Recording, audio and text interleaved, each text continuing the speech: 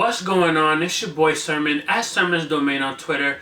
Pulling off a concept album is never easy, but it's rewarding if done correctly. Big Sean is up for the task on his fourth album, I Decided, as he follows a storyline of rebirth.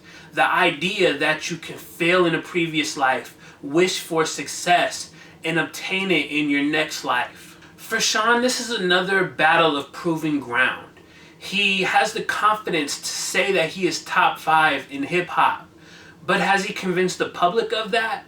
He continues to improve with each passing album, and he's also shown that he can shine next to the best of them, Kendrick Lamar for example, but I feel like Big Sean is still missing something. The album's concept is properly represented throughout the album, oftentimes carried out in the form of skits, as well as the music where he celebrates and lives life. Still, at times though, the concept feels more like an afterthought. It's like he was trying to find something to attach to the music that would give it more meaning. And thus, Big Sean delivers exactly what you'd expect from him out of I Decided. I feel like the album isn't as good as it could be. It falls just below my standards, and I think hype is a contributing factor there. I was excited hearing the concept, hearing the singles. Bounce Back is good, Moves is solid, and then Halfway Off the Balcony was the one that really caught my attention, so I was expecting a lot more from the album. Now let's talk about my favorite songs. First on my list is Oh Me. If there's one thing that Big Sean does well on Oh Me, it's present a failed relationship with some emotion to it. I think why it works is because Sean is able to write in a way that attributes to the lives of others. You listening to the song, you might get connected to what he's saying. For instance, he says, "Man, we went from long texts, now they're shorter than a haiku." It's not the best line out of the song, but it is one that's simple enough that it gets the point across and you understand it as a listener. And you've probably experienced those kind of situations. So I like that Big Sean was able to make Oh Me a relatable record and add some emotion to it. You can make a relatable record, but when you add some emotion to it, it just ups the quality of the song so much more. The next song on my list is actually 2 songs in one. It's Voices in My Head / Stick to the Plan. The dual song where one is inevitably going to overshadow the other. In this case, it's Stick to the Plan that completely blows Voices in My Head out of the water. However, they both fit together. Voices is shorter and it serves more as an intro. Like the voices in my head are telling, or the voices in his head are telling Big Sean to stick to the plan. So that second half kicks in and it is just great.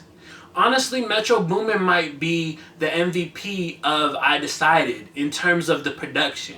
He's on there a number of times, and I think Stick to the Plan is my favorite out of all the ones that he produced on the album. I think that they have good chemistry. I look at it like this. Big Sean opted to go for like a trap sound with this album. And so you can hear that when he enlists people like Metro Boomin. And I also feel like he makes it work. Stick to the Plan being a great example of that. Like that beat is just sick. And towards the end, it allows him to get into a state of doing rapid fire raps. And that was one of the best moments on that song for me. The last song on my favorites list is Bigger Than Me featuring the Flint Chosen Choir and Stara. A song title can literally translate the subject matter of the song, and Bigger Than Me is a great example of that. His friends, his family, the people that work under him all depend on Sean in some way. He means a lot to the world, to his fans, to the people listening to his music. And so that's essentially what Bigger Than Me is all about. I look at the Flint Chosen Choir as a great added touch to kind of sprinkle some Michigan on that record.